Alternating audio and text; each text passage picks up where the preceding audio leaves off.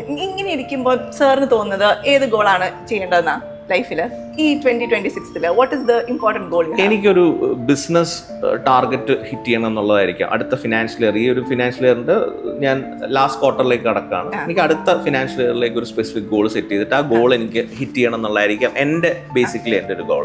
Okay, അത് വളരെ നല്ല ഗോളാണ്. എല്ലാവർക്കും പെട്ടെന്ന് ചോദിച്ചാൽ ഒരു ഗോൾ കാണും.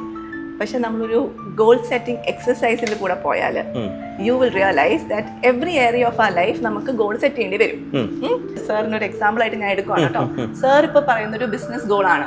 പക്ഷെ ഈ പ്രോസസ്സിൽ കൂടെ പോകുമ്പോൾ sir maybe you will realise this is not the goal.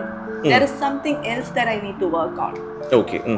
ഒരു ബിസിനസ് ഡെവലപ്പ് ചെയ്യണമെന്നുള്ള ഒരാള് നമ്മള് ബിസിനസ് ചെയ്ത് കഴിഞ്ഞ് തിരിച്ച് വീട്ടിലോട്ടല്ലേ പോകേണ്ടത്.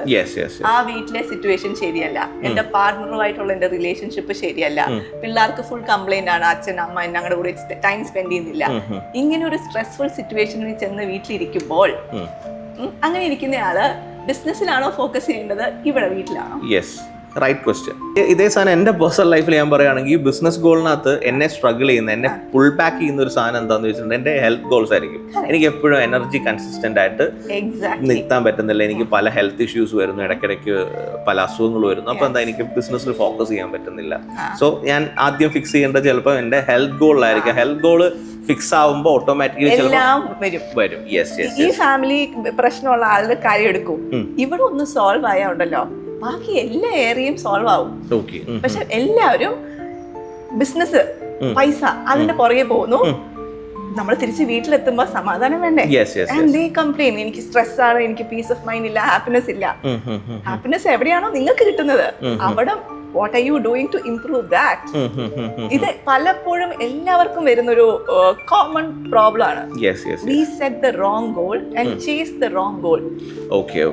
നടുക്ക് വെച്ചിട്ട് പോവും. കാരണം നമ്മുടെ ഗോളിന് നമ്മൾ നേരത്തെ പറഞ്ഞല്ലോ എലിവേറ്റഡ് ഇമോഷൻസിൽ ഇരിക്കുക എന്നുള്ളതാണ് ഏറ്റവും ബേസിക് തിങ്.